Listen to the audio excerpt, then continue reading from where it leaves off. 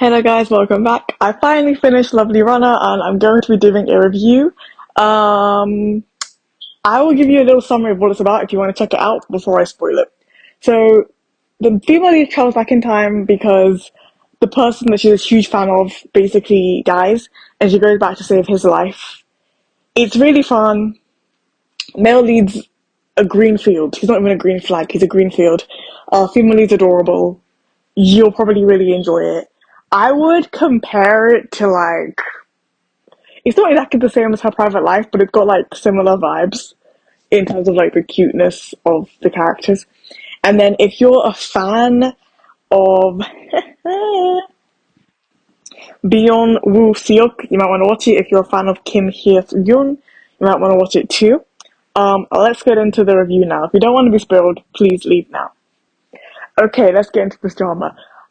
The male lead is literally, this is the second male lead that is perfect, okay? Like, there's no flaw with this male lead. He is the Safang of modern dramas. If you haven't seen Love and Redemption, Safang is basically a Greenfield character in a Zanzia Chinese drama. Like, this male lead forgives her 10,000 times. Like, she repeatedly does stuff that would frustrate anybody. They have quite a lot of misunderstandings with him thinking that she's playing around with his emotions. And yet, he just can't help but fall in love with her and, like, want to be with her. And it has a very similar vibe to Love and Redemption in that sense, because the exact same like relationship dynamic is happening there. Because the male lead keeps forgiving that female lead in that drama in spite of the fact that she keeps doing things that are contrary to sense. So I love it for that. The acting's great. The female lead's super cute. And it's really enjoyable. And the ending was really sweet. Like they basically got married at the end and she was able to kind of like fix everything, and make sure that he lived at the end. However, there is a massive plot hole. We still don't know who's after her because basically somebody's trying to kill her, and it's probably a lot of the reason why she got into her accident, why he got in trouble in the first timeline. We don't really find out that by the end, and it's 16 episodes, so that's a bit unfortunate that it has a plot hole. Second of all, this drama was too long. By the time you get past the first half of the drama and like they're not in high school anymore and they're in college or whatever, it drags. Like it drags so badly because you know that they're a couple and they're just going to be going back and forth in the timelines.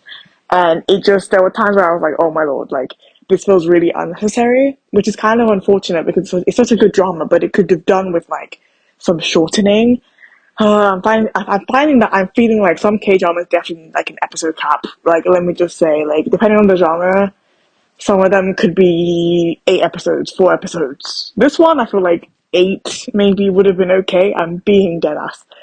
Um, and then also, like, the second male lead, like, I feel like we didn't need him. And I say that because we did not have a second female lead. There was no competition for the female lead. Like, this guy is clearly a handsome, well-raised man, and, like, you're telling me there's not even a threat? Like, but then she had a second male lead that, like, is in love with her, but I feel like he's really no threat either. But it's like, if we don't have a second female lead, or why do we have a second male lead? I don't know. There are a few dramas that don't do this. Like, they don't necessarily have a second female lead and a second male lead kind of attacking each part of the couple. But this one, I don't know. This one felt unbalanced in that sense because he only saw her and there was no competition and there was nobody else that was an option. Of course, there were moments where she got jealous and stuff like that, but there was never really any threat. If you think about it, there was never really any true competition. But with him, there clearly was. Anyway, I did enjoy the drama and I do recommend it. I think that you should watch it. Um, if you like Twinkling Watermelon, which I have only seen a little bit of, you'll probably like this. Anything with like timeline swaps, it's pretty good. Unless the only reason why I think you might not like this is if you have like an aversion to timeline swaps because of the whole like, nonsensical nature of kind of like going back in time and reversing things that have already happened. But anyway, it was really enjoyable, and if you like my videos and you want to hear more of me, please like and subscribe. Thank you so much for listening. Bye.